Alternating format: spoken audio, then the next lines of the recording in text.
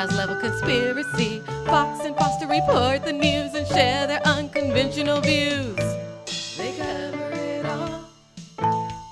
The mainstream news skips over lots of the facts about organized crime and sex trafficking, but Fox and Foster cover that. So sit back at home and enjoy the show. Fox and Foster are here, women in the know. They cover it all.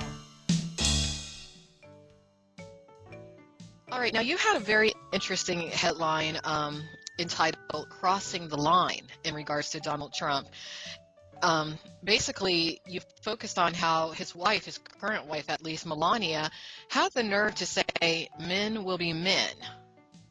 Right. Well, basically, New York Times ran this article about it. Was a whole piece on, they had interviewed, I think it was like 50 women or something that had interactions with Donald Trump and talking about his misogynistic and sexual harassment, all this behavior that he has a long history of doing.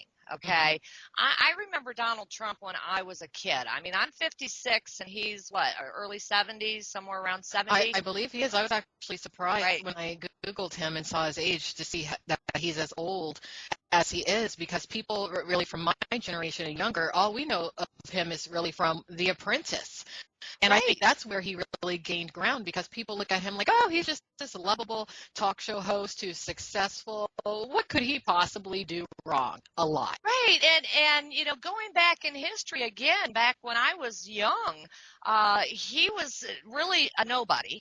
Okay, he made headlines because he did hang around with, Hugh Hefner and had, tried to get the socialites and the celebrity women and the Playboy bunnies and that he dated. Mm-hmm. He was a Playboy. He was a pig. He was a pig his whole life. Yes. He comes from an era of misogynistic. We called them male chauvinist pigs back then. Now they're called misogynists, Yeah. But it's all the same thing. It's degrading to women. They don't have respect for us. They don't consider us equal. And he has a long history of this. So, one woman backtracked on her story in that article. And she didn't say that they said her words were untrue. It was the way they spun them. And what's interesting about that particular woman is that she is a woman who went on to marry a musician, a rock star, I believe the lead singer from a band called Warrant. Yes. And I could be wrong, but I think that Warrant is the group that did that song Heaven Isn't Too Far Away. And as we know, a lot of musicians do tend to settle down with the high-paid call girls. Yes, not always, but do. Oftentimes they do. Right. So, again, here's the connections. And, she didn't say that they printed untruths, that they, said things that she didn't say. She said that they took it out of context. Well, you can take context any way you want. It's pretty straightforward. He's a pig. I saw that with her, and I'm sorry that the woman who did backtrack or backpedal a bit, she struck me as feeling a little bit nervous, like she was almost being coerced. Oh yeah, she got her pimp in trouble. She got her former pimp in trouble. Yeah. And she had to backpedal. So I'm sure she probably got paid to do so also. I have to wonder. I do have to wonder about that, but.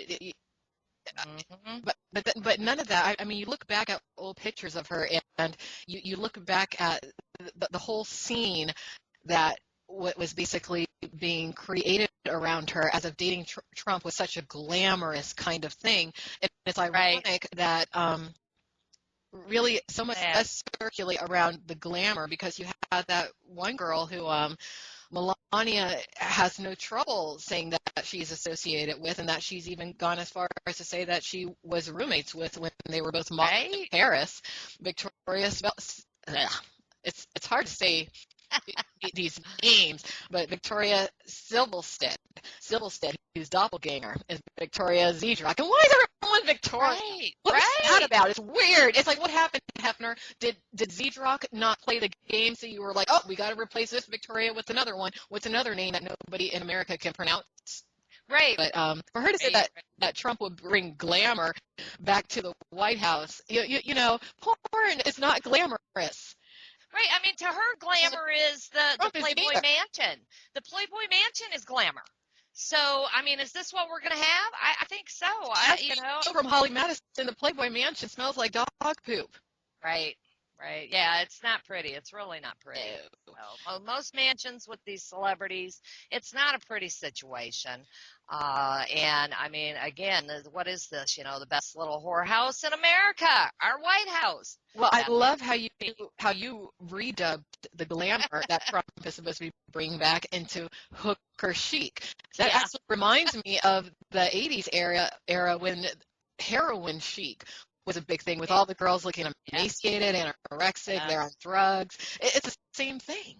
Right, it sure is, and I mean that's what we've seen going on in our entertainment media for some years now, and so that's exactly what she personifies. I mean, I'm sorry, but her and Donald party at the Playboy Mansion regularly. They're close family friends with Hugh Hefner. Mm-hmm. Her ex-roommate was a Playboy model, penthouse. Playmate, you know, whichever it was. She was a Playboy model, yeah. Right, which we all know that, you know, that is code for illegal prostitute and escort to the elites in the entertainment industry and the executives. So this is where all these girls come from.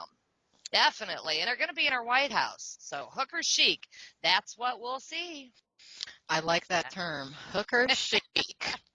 Well, and, you know, you got to ask yourself, how did Donald Trump, with all this history and all this connection to prostitution, sex trafficking. I think that's how he did it, because he is connected to all of that. He knows he knows the little black books. I mean, everyone, you know, for the longest time, they've been trying to say that Trump is an outsider, and he's not.